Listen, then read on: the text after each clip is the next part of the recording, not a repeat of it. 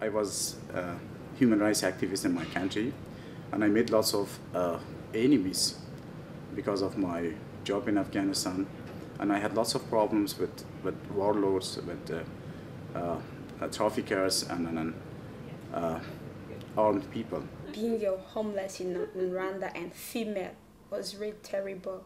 Many girls, many homeless girls, they're just prostitutes or they use drag. Me, I was a bit lucky because I was strong. I was born with boys. They can protect me.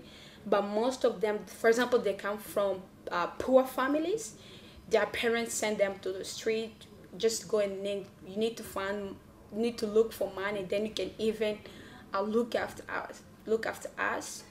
So most of them, they're just prostitutes. It was about my opinion and what I was writing as a writer and as a journalist, because my country doesn't respect the freedom of expression. In my country, they say a writer is better, when you arrest him, better kill him.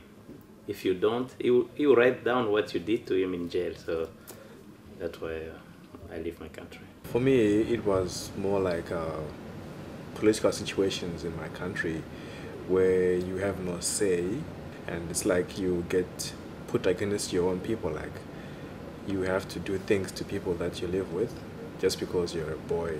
For example, you might have to attend, like, a youth activity where you get trained to be a brutal fighter, and on command you have to go and fight people in the streets or in their homes, and that will be part of the training, and you're also put into drugs. So these are things that you are not wanting to be involved in. In China, in the past 10 years, I was severely persecuted, for my belief of practicing Falun Dafa, also called Falun Gong. It's a kind of spiritual practice. The government, they just considered any group of people a possible threat to their power.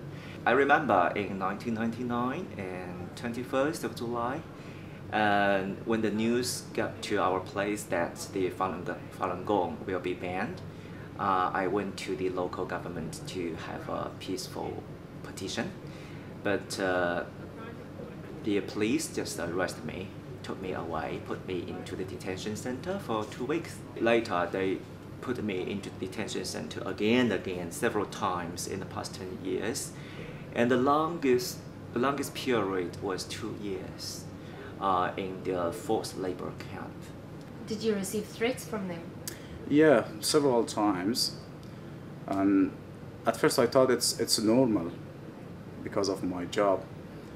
Then it became more dangerous for me. Even 2 or 3 times I had to escape from the area, and because the warlords decided to kill me. I still have my left shoulder that I will have an operation next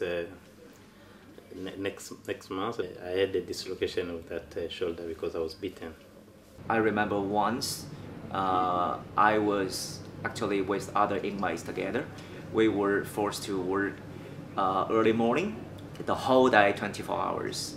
And I remember during the late night, some inmates working but fell asleep, and the police just whipped at them.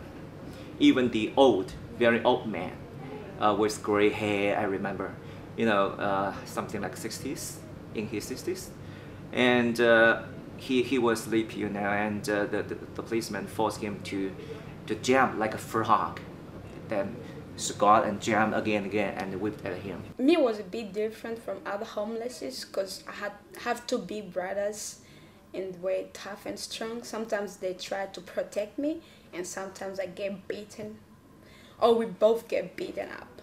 When the police forced me to give up my belief, I refused, and the police asked the other, something like the head inmate, to beat me, to hit me with shoes or with the needle tools. They were making shoes with the needle to prick me and force me to stand and to sit still for a long time, hours and hours. Just try every kind of a thing, just force you to say, okay, I stopped practicing Falun Gong. What was it like in Zimbabwe not being able to have human rights in your country, not being able to have those freedoms? It was like you were in a prison.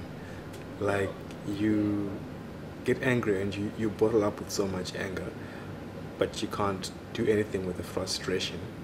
All you do is just hope that someday you don't wake up because you can't take it.